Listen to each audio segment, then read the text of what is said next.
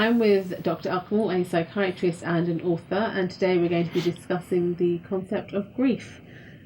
Hi, Dr. Akmal. Hello. So, what is grief all about? Well, grief is probably one of the most natural experiences since the beginning of mankind, because human beings come into this world for a finite time and they die. And one thing is certain in life is death. So during their lifetime, they create relationships. And depending on the quality of their relationships, those who are left behind experience reactions to the parting. So you have somebody who's there in your life for 1 year, 5 years, 20 years, 50 years. And one day, that person isn't there. So when that person isn't there, you will have certain reactions. Grief is the reaction of somebody's loss. You went through your own experience of grief when your wife Farah developed a brain tumour and then subsequently died from this. Mm-hmm. How has that been for you? How have you bounced back and you're really getting on with your life now when it hasn't been so many months since she passed away? No. I wouldn't say that I've bounced back. I would say that I've tried to lead my life in the same manner in her spiritual presence. So my parents passed away 23 and 21 years ago. And I have lived with their spiritual presence. And I have adapted to the realization that they're physically not here, but emotionally, whoever has been part of you is always with you. And so Farah's passing is exactly like that, I believe that we are all passengers of the same path. Some are ahead and some have already crossed the threshold, and we are all actually passengers going towards exactly the same direction. So as long as they are in your thoughts, as long as they are in your feelings, as long as their spiritual presence enriched your life, because how can you undo all the previous years that you've been with somebody? You can live with somebody else later on, as I'm currently doing with my children and so on. But the thing is that you can never really replace that. What do you do when you must have some moments of deep grief that suddenly occur, waves of grief? How do you get yourself out of those negative thoughts? What people do is immediately get rid of their stuff, get rid of, empty their closet, remove all pictures or whatever, or maybe just leave one. I believe that to be extremely pathological. I think that shows a degree of immaturity and a degree of dishonesty.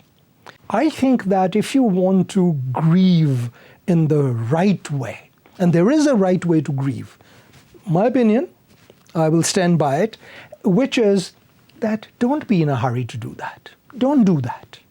Retain that person's memorial presence.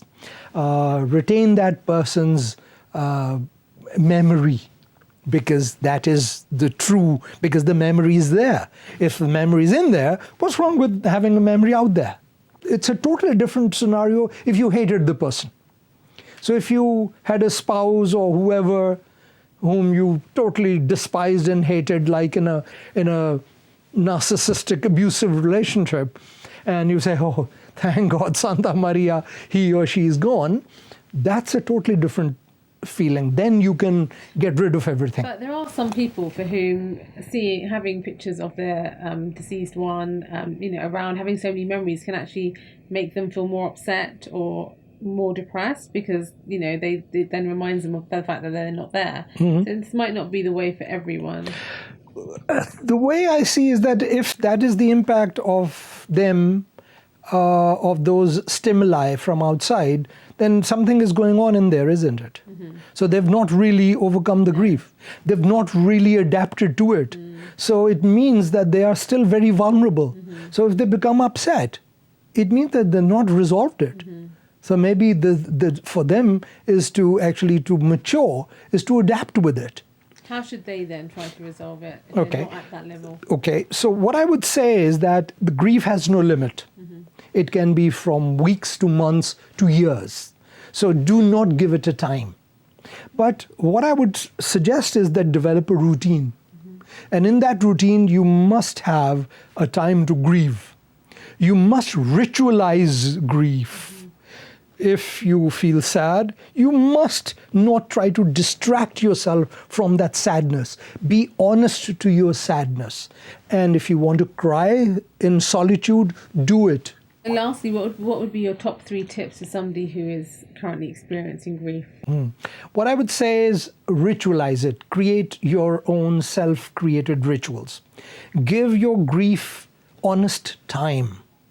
Do not be in a hurry to be taking away the memories of the grieving, the process in the grieving process of the person who's passed on, and depending on how you configure and construct their presence or their absence. So, if you're a believer, then they're there somewhere. If you're not a believer, then of course you had the memories. Sure. And then when you go, if not a believer, that's it. Lastly, though, how is you have a deep faith in Islam and are very spiritual. Has that really helped you? I would say that the spiritual aspect has, in the sense that the idea that there is life beyond fills me with hope. And of course, hope is something that keeps you going. And are you very certain about life beyond? What I'm saying is that, yes, as certain as my belief can make me, beyond that there is, so I have created a belief that there is. And so that's how I function. So, of course, in my youth, there was a time when I had doubts. But, of course, with the passage of time, I think it serves humanity. It has a great deal of validity in having that ultimately it is that degree of humanity that will judge you. And that is a transcendental morality that is essential for humanity to exist. Because if it weren't the case, then it'll be man-made rules. And when man is unequal, some own thousands of acres, some nothing at all. Some spend 50 million on their daughter's wedding. Some have got 6,000 a year income. So then which man will rule? Which man will decide what the rules are? So if that is not the case, so if both men with the 50 million spending on daughter's wedding to the one who's got 6,000 pounds annual income, both will be judged on same parameter, not because of this or that financially, then of course that creates a greater meaning to existence. Because if there isn't anything over there, then of course I can get away with murder if I have all the power. If I have the power, then I can, kill 5 million people, 6 million people. So Hitler will get away with, just shooting himself. That's it. But humanity has the use of belief because, it creates parity between, the equality of judgment. That it doesn't matter who you are. You will burn in hell if you've killed 6 million people. And whether you have 6,000 per annum income, you will be in the highest positions of paradise if you were a decent human being. I know you've read books on NDEs and stuff. Sometimes they can be very consoling because millions of people around the world have had NDEs where they've traveled to another domain and come in the presence of a bright light and peace in heaven. And that, I mean, if you know your partner was a auntie, was, she was a lovely lady. So in that respect, do you ever find you had, there was a book that you had? Yes, I mean, I started that book, or first time I started thinking about death seriously is when my father passed away, and that's when I wanted to research it, and that book actually gave me no end of peace and comfort. Professor Raymond Moody's book, Life After Life, and with the near-death experience. It was, an absolute, I would say, all antidepressants, all tranquilizers, all antipsychotics put into one. And that book really did it for me. And every day also there's the website NDERF, Near Death Experience Research Foundation, and people post stories on that every day. And they're all so similar. Exactly. And the things that have happened to them where they've come out of their body and they've seen their, and that they've heard conversations that were happening or seen things in different places.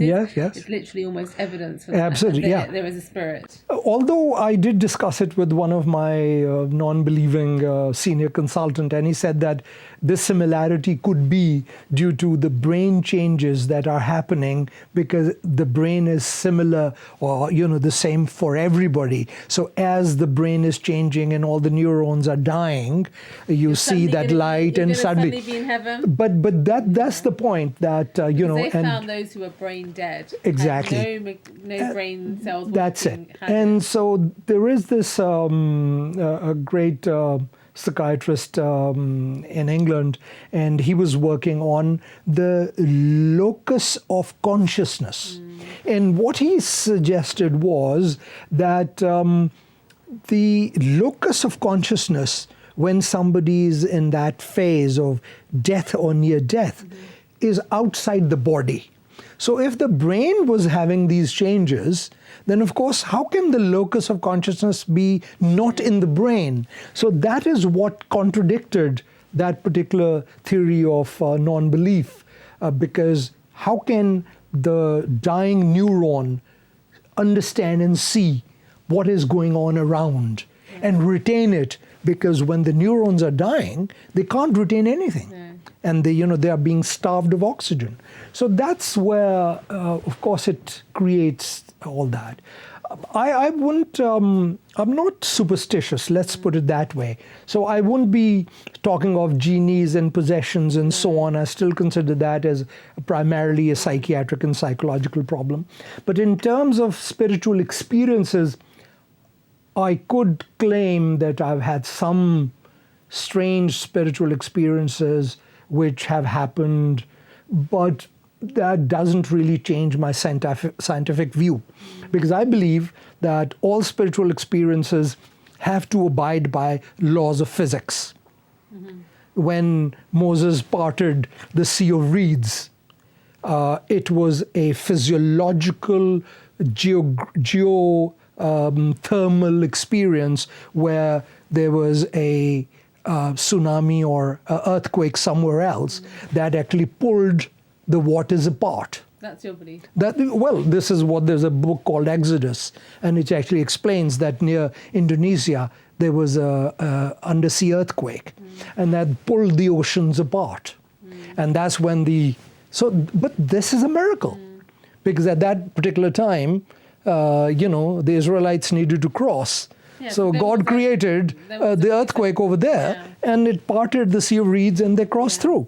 So what I feel is that, one of my other little paragraph that I've written elsewhere as a beginning of a little pamphlet is that God does not need angels with halos and wings to come down to create miracles. God is creating miracles in the shape of physiological change. How is COVID not a miracle? Or whatever. It has suddenly started to clean the earth, which we'd been polluting. It suddenly stopped the capitalist onslaught on the whole world, which was using the users and the used, the consumer and the consumed. So, suddenly everybody is, the richest and the most powerful are dying. The Prime Minister of Britain almost died. Somebody who was shaking hands with everybody in this sort of a laissez-faire manner was put on oxygen. Now how is that not a miracle?